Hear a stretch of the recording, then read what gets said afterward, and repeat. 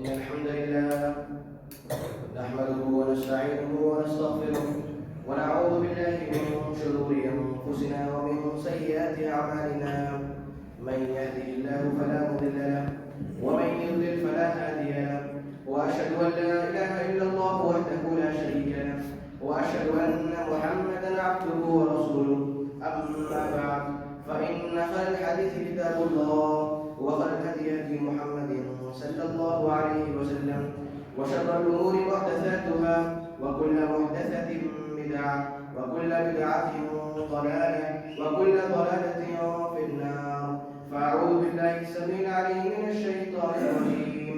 بسم الله الرحمن الرحيم. يا أيها الذين آمنوا اتقوا الله حق تقاته ولا تموتن إلا وأنتم مسلمون. يا أيها الناس اتقوا ربكم الذي خلقكم من نفس واحدة وخلق منها زوجها وبث منهما رجالا كثيرا ونساء واتقوا الله الذي تساءلون به والأرحام إن الله كان عليكم رقيبا. يا أيها الذين آمنوا اتقوا الله وقولوا قولا سديدا يصلح لكم أعمالكم ويغفر لكم ذنوبكم ومن يطع الله ورسوله فقد فاز فوزا عظيما. وقال الله تعالى في موضع آخر يوم يكشف عن ساق ويدعون للسجود فلا يستطيعون. محترم سامعین کرام، آج جس موضوع کو لے کر میں آپ کے یہاں حاضر ہوا ہوں وہ ہے ہم نماز کیوں نہیں پڑھتے. ہم نماز کیوں نہیں پڑھتے. آئیے بغیر کسی تمہید کے ہم لوگ موضوع کا آغاز کرتے ہیں. سب سے پہلے ہمارے سامنے سورہ قلم کی آیت نمبر 42 اور 43 ہے. اس کو پڑھتے ہیں اور جانتے ہیں اس میں کیا موجود ہے. رب تعالیٰ کا ارشاد ہے یوم یکشف عن ساق ویدعون الی السجود فلا یستطیعون، کہ یاد کریں اس وقت کو جب پنڈلی کو کھول دیا جائے گا. یوم یکشف عن ساق، یاد کریں اس وقت کو جب پنڈلی کو کھول دیا جائے گا. ویدعون الی السجود، اور وہاں پر موجود لوگوں کو سجدے کا حکم ملے گا. انہیں سجدہ کرنے کا حکم ملے گا. انہیں بلایا جائے گا کہ لوگ آ کر سجدہ کریں.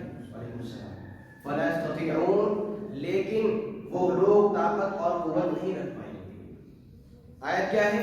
یوم یکشف عن ساق، یاد کریں اس وقت کو جب پنڈلی کو کھول دیا جائے گا. ویدعون الی السجود، وہاں پر موجود لوگوں کو سجدے کا حکم ملے گا. فلا یستطیعون، مگر وہ لوگ سجدہ کر نہیں پائیں. اور اگلی آیت میں خاشعۃ ابصارهم، ایسے لوگوں کی نگاہیں جھکی ہوئی ہوں گی. ترہقهم ذلہ، اور ایسے لوگوں پر ذلت، مسکنت اور رسوائی تاری ہوگی. مطلب رسوائی کی وجہ سے، ذلت کی وجہ سے وہ اپنی نگاہیں نیچے کیے ہوئے ہوں گے اور ہمت نہیں ہوگی کہ وہ لوگ اپنی نگاہوں کو اٹھا سکیں. اور آگے ہے وَقَدْ كَانُوا يُدْعَوْنَ إِلَى السُّجُودِ وَهُمْ سَالِمُونَ، مطلب یہ لوگ سجدہ کیوں نہیں کر پا رہے ہیں؟ جواب آگے موجود ہے کہ ان لوگوں کو دنیا میں سجدوں کا حکم ملتا تھا. انہیں دعوت ملی تھی کہ آپ لوگ مسجد میں آئیں اور سجدے کر لیں یا پھر نماز ادا کر لیں. وَهُمْ سَالِمُونَ، یہ لوگ صحیح سالم تھے.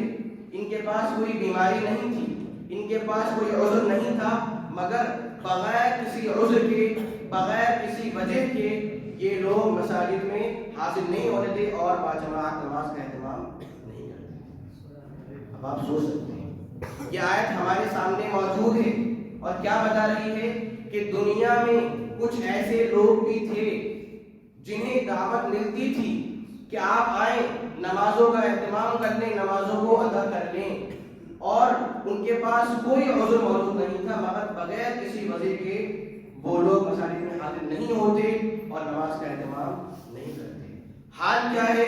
اس سجدے کا حکم ہو رہا ہے کہ آپ لوگ سجدہ کر لیجیے مگر جھک نہیں پا رہے. اور بعض روایت میں تفصیل ملتی ہے کہ ان کی پیٹھ یعنی ریڑھ کی ہڈی کی یہ حالت ہو جائے گی کہ وہ اپنی کمر بھی جھکا نہیں پائیں گے. ہمیں ڈرنا چاہیے اس آیت سے اور ہم لوگ سوچیں کہیں ایسا نہ ہو، اللہ نہ کرے ہم اس آیت میں داخل ہو جائیں۔ ہم دعا کرتے ہیں اللہ تو ہم تمام کو اس برے انجام سے محفوظ فرمائے، آمین۔ اور آگے بڑھتے ہیں۔ میں چاہتا ہوں کہ ہم لوگ ایک آئینہ اپنے سامنے رکھیں اور آج کے لیے اس آئینے میں اپنی کمیاں، اپنے عیوب ڈھونڈیں کہ ہم لوگ خود کو کیا سمجھتے ہیں اور جبکہ ہمارے یہاں بے انتہا عیوب اور کمیاں ہیں۔ آئینہ کیا ہے؟ میں کچھ مثالیں پیش کروں آپ کے سامنے۔ ہم لوگ ان مثالوں میں غور کریں اور دیکھیں کہ ہم ان مثالوں میں کتنا فٹ بیٹھتے ہیں اور کتنا ہمارے یہاں کمیاں موجود ہیں۔ سب سے پہلے ہمارا یہ دعویٰ ہے کہ ہم لوگ مسلمان ہیں، ہم لوگ مومن ہیں، ہم رب تعالیٰ کی باتوں کو مانتے ہیں، ہم اس کے مطیع ہیں، ہم اس کی اطاعت کرتے ہیں، یہ ہمارا کیا ہے؟ دعویٰ ہے۔ جبکہ صورتحال یہ ہے کہ ہم رب تعالیٰ کی باتوں کو نہیں مانتے، ہم رب کی اطاعت نہیں کرتے، ہم اس کی نافرمانی کرتے ہیں اور اس کو ناراض کرتے ہیں۔ ایک بات مجھے بتائیے، اگر کوئی صاحب منزلت اور کوئی مقام اور رتبے والا انسان ہم سے کوئی کام کرنے کو بولے کہ آپ فلاں کام کر دیجئے، آپ فلاں کام کر دیجئے، اور وہ انسان بہت عزت دار ہے اور اس کا ایک اسٹیٹس اور مقام ہے، مجھے بتائیے کیا ہم لوگ اس کو انکار کر دیں گے؟ کیا ہم لوگ اس کی بات کو نہیں مانیں گے؟ اور ساتھ ہی وہ بڑا انسان ہمیں اس کام کے کرنے کا بار بار حکم دے تو کیا ہم لوگ اس کی باتوں کا انکار کر دیں گے؟ مان لیجیے کوئی بادشاہ وقت، کوئی سلطان ہے، وہ حکم دیتا ہے کہ لوگوں، میرے رعایا کے لوگوں فلاں کام کر دو، کیا رعایا اس کی بات نہیں مانے گی؟ اور وہی بادشاہ اسی حکم کو بار بار کہے تو کیا رعایا اس کی بات نہیں مانے گی؟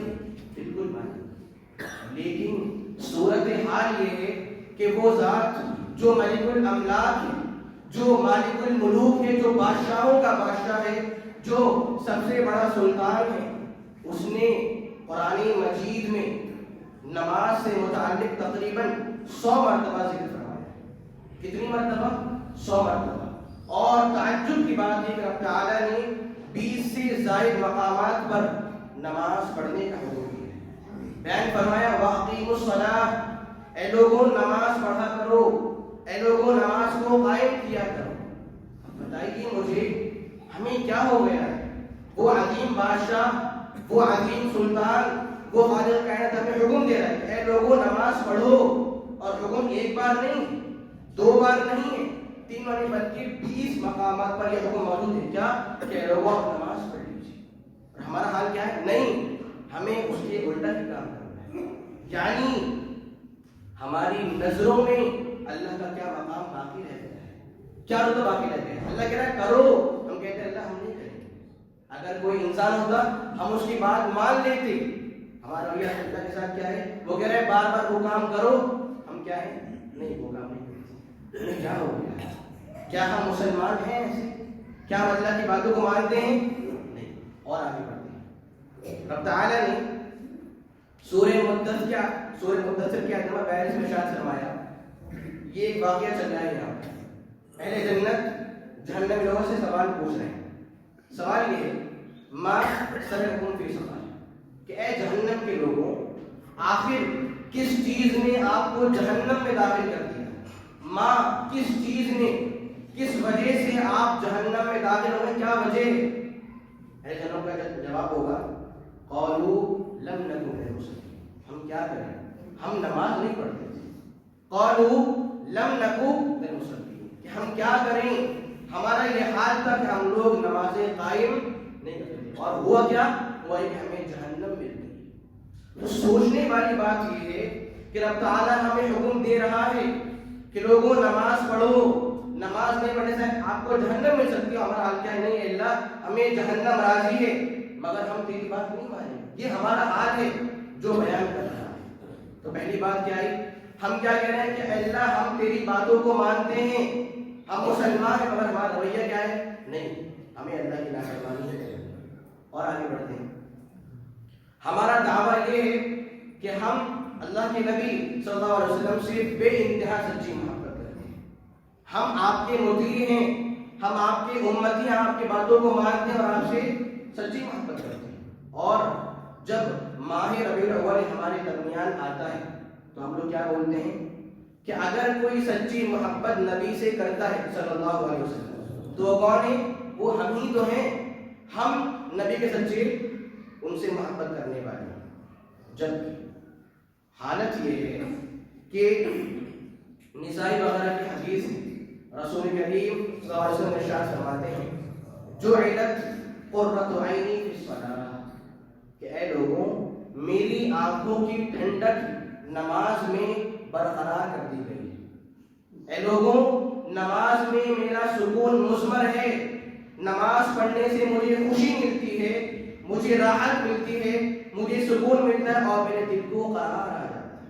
کون بیان فرما رہے ہیں؟ نبی محترم صلی اللہ علیہ وسلم. ایک بات. دوسری بات ابن ماجہ وغیرہ کی حدیث راوی حدیث بیان کرتے ہیں کہ نبی محترم صلی اللہ علیہ وسلم جب بستر مرگ پر لیٹے ہوئے تھے, آپ کا آخری وقت چل رہا تھا, حالات بہت ناساز تھے. آپ کی حالت یہ تھی کہ کبھی آپ چادر کو اپنے اوپر ڈھک لیتے اور کبھی دم ہونے کی وجہ سے اس چادر کو ہٹا دیتے, کبھی ہٹا رہے کبھی ڈال. مطلب آپ کی حالت بہت ہی نازک تھی. اتنے نازک موقع پر آپ نے ایک حکم دیا, بیان فرمایا الصلاۃ الصلاۃ. اے لوگوں میرے جانے کے بعد نماز کا اہتمام کرنا, نماز کی پابندی کرنا, نماز ادا کرنا اور جو آپ کے ماتحت ہیں ان کا خیال رکھنا. یہ دو باتیں رکھی آپ اپنے سامنے.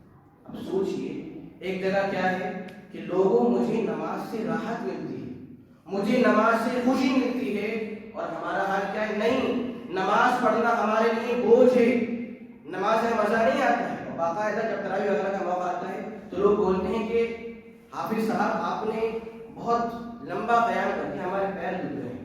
کیوں؟ ہمیں نماز میں مزہ نہیں آتا ہے. اب بتائیے یہ کیسی محبت ہے؟ نبی کو نماز سے سکون ملتا ہے, راحت, اور ہمارا حال کیا ہے؟ ہمیں نماز میں مزہ نہیں آتا ہے, وہ ہمارے لیے بوجھ بن گئی ہے. اور دوسری بات یہ نبی کی وصیت تھی کہ اے میری امت کے لوگوں آپ نماز کو قائم کرنا. اب بتائیے ہمارے والد صاحب ہوں, کوئی ہمارا محب ہو, وہ ہمیں کر جائے وصیت کہ میرے بھائی اے فلاں شخص آپ اس کام کو میرے جانے کے بعد کر لینا, کیا ہم اس کی وصیت نہیں مانیں گے؟ بالکل مانیں گے. وہ انسان ہے, وہ ہم اسے محبت کرتے ہیں. کیا کہہ رہا ہے؟ ہم لوگ کہہ رہے ہیں بھائی آپ فلاں کام کر دینا. بالکل آپ نے کہہ دیا ہم وہ کام کریں گے. مگر یہ کیسی محبت ہے کہ نبی اپنے آپ ہمیں ایک حکم دے رہے ہیں. بتائیے ہمیں سب سے زیادہ محبت کس سے ہے؟ رسول سے صلی اللہ علیہ وسلم. یہ کیسی محبت؟ کیا ہو گیا ہم لوگ؟ وصیت ہے اے لوگوں نماز پڑھو, نماز قائم کرو. ہمارا حال کیا ہے؟ نہیں ہمیں نماز نہیں پڑھنا. تو سوچئے آیت ہے اپنے سامنے, کیسی محبت ہے, کیسی اطاعت ہے, کیسی باتوں کو ماننا ہے. اور آگے بڑھتے ہیں. ہمارا دعویٰ ہے کہ ہم صحابہ کے منہج کو مانتے ہیں, ہم ان کے طریقے کو مانتے ہیں. کہ ہمارا کیا ہے؟ دعویٰ ہے. ہم یہاں پر بھی دعوے میں اپنے ناکام ہو جاتے ہیں. کیوں؟ صحیح مسلم وغیرہ کی حدیث ہے, راوی حدیث ہیں عبداللہ بن مسعود, انہی کا ایک قول ہے, ملتا ہے, کہتے ہیں لقد رأیتنا, ہم لوگ اپنے زمانے میں یہ بات محسوس کرتے تھے کہ نمازوں سے جو شخص پیچھے رہتا تھا وہ یا تو بیمار انسان ہوتا یا وہ شخص وہ ہوتا معلوم النفاق, جو انسان پکا منافق تھا. کیا کہہ رہے ہیں کہ ہمارا یہ خیال تھا ہمارے زمانے میں نمازوں سے وہی پیچھے رہتا جو یا تو بے حد بیمار ہوتا یا وہ انسان پکا سچا منافق ہوتا. کون منافق؟ جو دل سے کچھ ہوتا ہے اور دکھنے میں کچھ ہوتا ہے.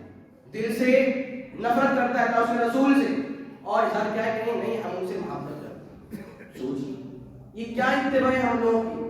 صحابی کہہ رہے ہیں کہ نمازوں میں حاضر ہو. کیوں؟ نمازوں سے وہ رہتا ہے پیچھے جو یا تو بہت بیمار ہو یا پھر منافق. اور ہم تو ان دونوں میں سے نہیں ہیں. ہمارے پاس عذر نہیں ہے, ہمارے پاس کوئی طاقت ہے, مگر ہمارا حال کیا ہے؟ ہمیں وہی کام کرنا ہے. تین باتیں ہو اور آگے بڑھیں. ہمارا دعویٰ ہے کہ ہم سبھی ائمہ کا احترام کرتے ہیں، ہم ان کی باتوں کو مانتے ہیں، ان کے اقوال اور فتاویٰ کا احترام کرتے ہیں. یہ ہمارا کیا ہے؟ دعویٰ ہے. سامعین، اگر میں آپ کے سامنے یہ مسئلہ پیش کروں کہ ائمہ کے اس بارے میں فتویٰ کیا ہے کہ جو شخص نماز نہ پڑھے اس کا حشر کیا ہوگا، یا پھر وہ انسان کیا بن جائے گا، یہ بات شروع ہو گئی.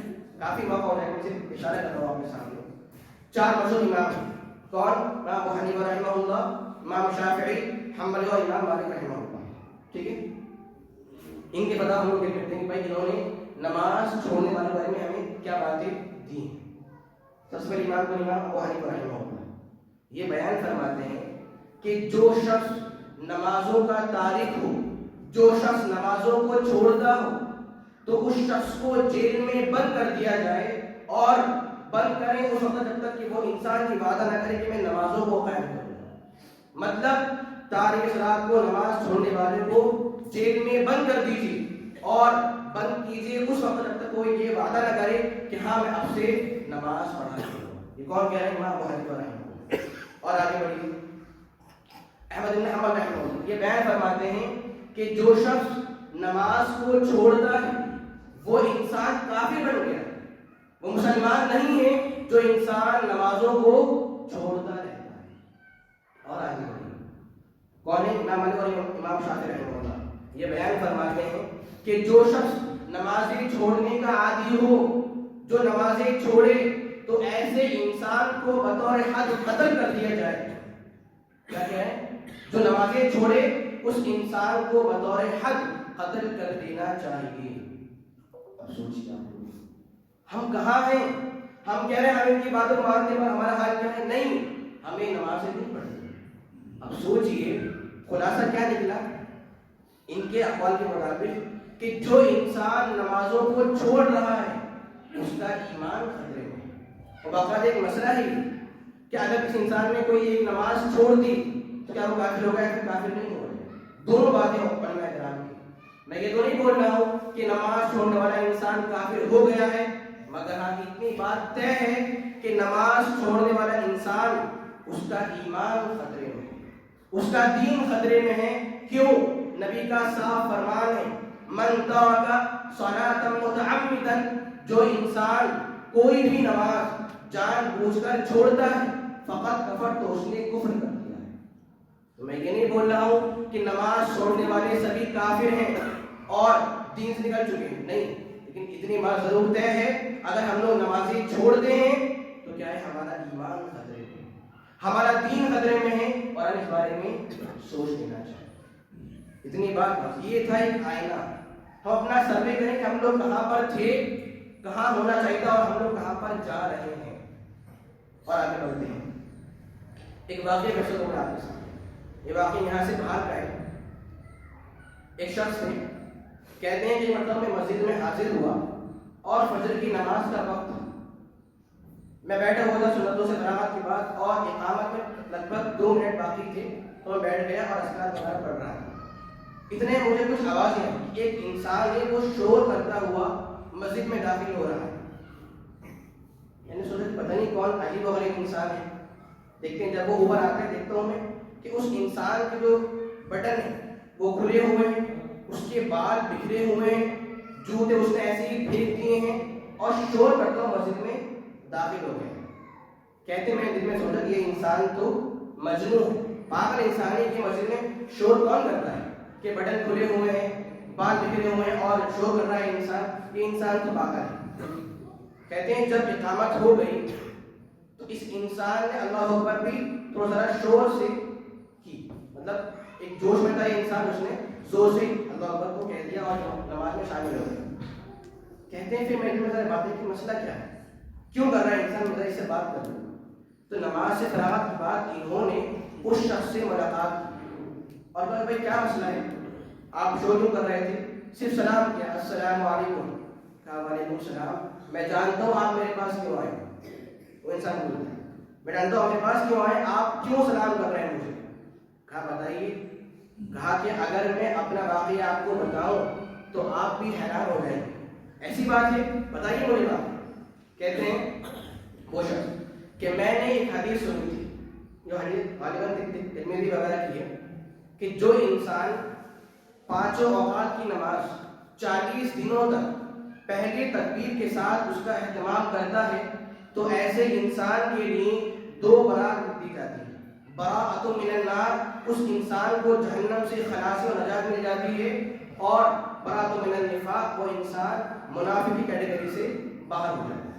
حدیث کیا ہے؟ جو انسان 5 اوقات کی نماز باجماعت پہلی تکبیر کے ساتھ اس کا اہتمام کرتا ہے تو کیا ہوگا؟ اس انسان کے لیے بطور ثواب 2 براتیں لکھی جاتی ہیں. ایک کیا ہے کہ آپ جہنم سے نجات پا چکے ہیں، اور ایک کیا ہے آپ نفاق کے دائرے سے باہر ہو چکے ہیں. انسان کہتا ہے کہ جب میں نے یہ حدیث سنی تو میں نے عہد کر لیا کہ اب تو میں 40 دن تک لگاتار 5 نمازیں پہلی تکبیر کے ساتھ قائم کروں گا اور نمازوں کو ادا کر دوں گا. لیکن یہ جو آج کا دن ہے یہ میرا دن چوتھا، یہ 40واں دن ہے. کون دن ہے؟ 40واں دن ہے. کہتے ہیں کہ میں سو رہا تھا، میری آنکھ کھلی اچانک سے، میں جب دیکھا ٹائم تو مجھے ملا کہ اقامت میں تکبیر کھڑی نماز کھڑی ہونے میں صرف 2 منٹ باقی ہیں. کتنے منٹ باقی ہیں؟ صرف 2 منٹ باقی ہیں. یہ میں جلدی سے اٹھا، میں نے جلدی سے وضو کیا، گھبرایا ہوا، میرے بال بکھرے ہوئے، بٹ مجھے کوئی پرواہ نہیں تھی. میں بھاگ رہا ہے، میں نے دیکھا کہ نہیں اقامت تو ہو چکی ہے اور نماز قائم ہو رہی ہے. بہت پریشان تھا میں کہ آج نہیں کرنے والا ہوں. میں نے 29 دن پوری محنت کی کہ میں سب نمازیں پڑھوں گا. اب کیا کروں میں؟ اپنی کار نکالتا ہے اور باہر جاتا ہے کہ جو اور مسجدیں وہاں پر جا کے میں دیکھوں شاید مجھے وہاں پر نماز مل جائے. اور مسجدوں میں ہے ایک جا کے وہاں پر بھی نماز ہو چکی ہے. خیر دن میں اچھا ایک مسجد وہاں پر ہے، وہاں پر تھوڑی تاخیر سے نماز ہوتی ہے. جلدی سے کار کو اور تیز کیا اور وہاں پر پہنچا. تو یہ وہی کا بات ہے. کہتے ہیں جب بھی میں بھاگا ہوا اوپر آیا تو دیکھا میں نے کہ اچھا بھی 2 منٹ باقی ہیں، تو مجھے چین کی سانس ملی. ہاں مجھے یہ فضیلت مل سکتی ہے. ٹھیک. اب اس شخص کے الفاظ سنیے. یہ کہتا ہے کہ اللہ کی قسم میرے لیے آج تکبیرۃ الاحرام کا جو مقام تھا وہ مقام دنیا ما فیہا سے بے حد بہتر ہے. مطلب اگر مجھے کوئی پوری دنیا پیش کر دے صرف کیوں کہ تم اس تکبیر کو چھوڑ دو، نماز نہ پڑھو، تو اللہ کی قسم دنیا ما فیہا تمام چیزیں میرے لیے کچھ قیمت رکھتی ہیں سوائے اس تکبیر. کیا بات سیکھنے کو ملی؟ یعنی نمازیں چھوڑ کر جو ہم لوگ کھو رہے ہیں وہ کیا ہے؟ ہم اپنے دل کا سکون کھو رہے ہیں، چین کھو رہے ہیں، نماز کا مقام کھو رہے ہیں. دیکھا نا کیا کرے انسان؟ اگر مجھے پوری دنیا مل جائے اور اسے کوئی اہمیت نہیں ہے. اہمیت کیا ہے کہ مجھے یہ نماز مل جائے. کیوں؟ اسے پڑھ کر میرے 40 دن کا جو عہد تھا وہ مکمل ہو سکتا ہے. تو یہ حال ہوتا ہے لوگوں کا جو نیک لوگ ہوتے ہیں.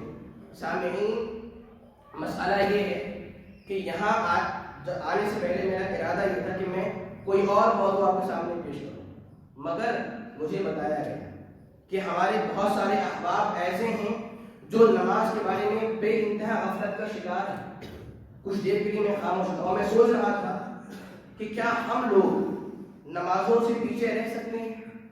نماز ہماری ایک پہچان ہے، ایک شعیرہ ہے.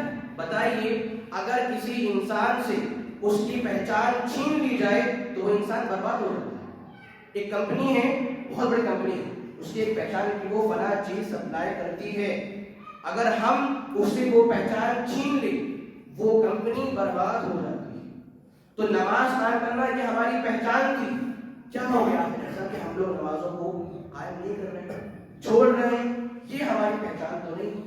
سامعین یاد رکھیے شیطان مکمل حرکت میں ہے کہ وہ آئے اور ہمیں نمازوں سے غافل کر دے. تعجب کی بات یہ ہے کہ شیطان تھکتا نہیں ہمیں بہکانے سے. پہلے یہ کوشش کرتا ہے کہ میں لوگوں کو نماز پڑھنے سے ہی روکوں. جب کامیاب نہیں ہوتا کیا سوچتا ہے کہ ذرا ان کو دیر سے مسجد بھیجا جائے، تھوڑا سا اور ایسے جائے. جب یہاں کامیاب ہو جاتا ہے کیا کہتا ہے؟ ارے چلو ابھی جب نماز قائم ہو جائے تو ابھی تو 4 رکعتیں ہیں، پہلی میں جانا اور سبھی مل جائیں گی. جب کامیاب ہو گیا وہ انسان شیطان یہاں پر بھی اور آگے بڑھتا ہے. مطلب شیطان ہمیں ہلکے ہلکے گمراہ اور برباد کر رہا ہے. فیصلہ ہمارے ہاتھوں میں ہے. ہم اللہ سے محبت کرتے ہیں، نبی سے محبت کرتے ہیں، صحابہ کی باتوں کو مانتے ہیں اور اصلاح کو مانتے ہیں، تو ہمارا حال کیا ہونا چاہیے؟ ہم نمازیں قائم کریں، یہ ہماری پہچان ہے، ورنہ اللہ ہمارے حق میں فرمائے، میں نے آپ کے سامنے آیت پیش کی ہے پہلے کہ اس دن سجدوں کا حکم ہے، لوگوں سجدے کر لیجیے، مگر جن کے پاس عذر نہیں تھا اور نماز نہیں پڑھتے وہ لوگ اس دن میں سجدے نہیں کر پائیں گے۔ ہم دعا کرتے ہیں کہ اللہ تو ہم تمام لوگوں کو نمازوں سے قریب ہونے کی توفیق عطا فرما۔ اے اللہ یہ درد مند دانا ایک اپیل کرتے ہیں تجھ سے اللہ، تو ہم تمام لوگوں کو پانچوں اوقات کی نماز سے بار بار حاضر ہونے کی توفیق عطا فرما۔ اے اللہ ہم لوگ تیرے دین سے بہت دور ہیں، تو ہمیں اپنے دین سے قریب کر۔ اے اللہ ہم تیرے دین سے بہت دور ہو جا رہے ہیں اللہ، تو ہم کو اپنے دین سے قریب کر۔ اے اللہ ہمارے یہاں تیرے دین کا شوق باقی نہیں، تو ہمارے اپنے دین کا شوق پیدا فرما دے۔ اے اللہ ہم لوگ بہت گنہگار ہیں، بہت گناہ کر رہے ہیں، اے اللہ تو ہمارے چھوٹے بڑے تمام گناہوں کو معاف فرما۔ اے اللہ تو ہمارے چھوٹے بڑے تمام گناہوں کو معاف فرما۔ اے اللہ اس وقت مسلمان ہر جگہ پریشان ہیں، مظلوم بدحال ہیں، اے اللہ تو سارے جہاں کے مسلمانوں کے حال پر رحم فرما۔ اے اللہ تو سارے جہاں کے مسلمانوں کے حال پر رحم فرما۔ اے اللہ خاص طور پر ہمارے ہندوستان کے مسلمانوں کے حال پر رحم فرما۔ اے اللہ ہمارے دلوں میں تیری اور تیرے نبی کی سچی محبت پیدا فرما دے۔ اے اللہ جو ہمارے بھائی بیمار ہیں خدا ان کو شفا کاملہ عاجلہ دائمہ اور نافع نصیب فرما دے، اور اے اللہ جب تک ہمارے یہاں جان باقی ہے تو ہمیں توحید اور ایمان پر باقی رکھ، اور اے اللہ جب تو ہمیں اپنے پاس بلائے تو ہمارا خاتمہ بالخیر فرما دے۔ آمین۔ وآخر دعوانا